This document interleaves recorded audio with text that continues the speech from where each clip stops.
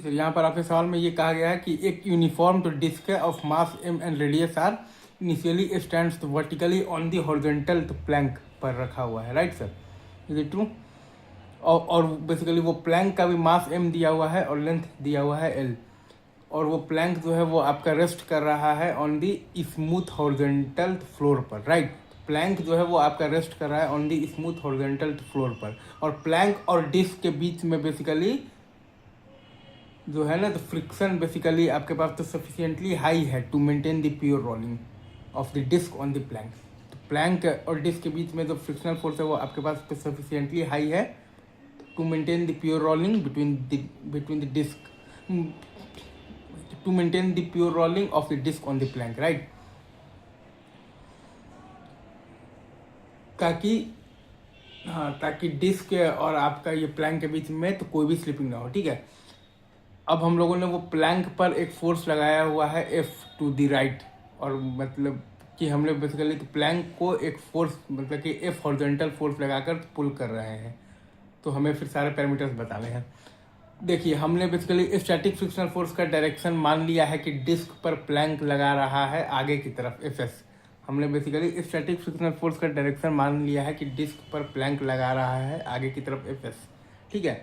तो उस हिसाब से आप देखिएगा, तो चूंकि प्योर रोलिंग का कंडीशन होता है कि बॉटम ऑफ जो पॉइंट है वो बेसिकली तो प्लैंक के रेस्पेक्ट में रेस्ट पर रहना चाहिए। बॉटम ऑफ पॉइंट प्लैंक के रेस्पेक्ट में बेसिकली तो रेस्ट पर रहना चाहिए। तो इसका मतलब है कि वी ऑफ द डिस्क और plus omega R, right sir, is equal to आपके पास होना चाहिए तो वी ऑफ द प्लैंक के, right. V of the disc और plus omega R is equal to आपके पास होना चाहिए बेसिकली तो वी ऑफ द प्लैंक के। तो ये तो खैर आपका तो शुरू में है ही, खैर 0 = 0 है। तो अब बेसिकली आपके पास स्टैटिक फ्रिक्शनल फोर्स जो है बेसिकली आपके पास जो एफ एस है वो खुद को ऐसे एडजस्ट करेगा ताकि ए डिस्क और plus alpha R is equal to A plank भी हो जाए, ताकि वी डिस्क और plus omega R is equal to V plank, मतलब कि प्योर रोलिंग मेंटेन रहे।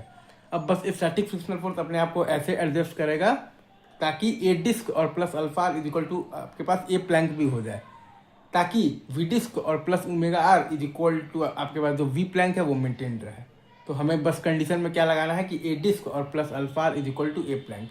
तो वो लगाने के लिए बेसिकली ए डिस्क आपके पास क्या है basically F S by M, और प्लस अल्फा आर आपके पास क्या है तो 2 FS इंटू आर बाई है आपके पास MR²। अल्फा आर आपके पास होता है, अल्फा होता है आपके पास टॉर्क बाई आई, तो FS इंटू आर और बाई आई है आपके पास बेसिकली हाफ MR², तो डिस्क का आई है और इंटू आर कर दिए हैं। तो ए डिस्क और plus alpha is equal to A plank आप निकालिएगा।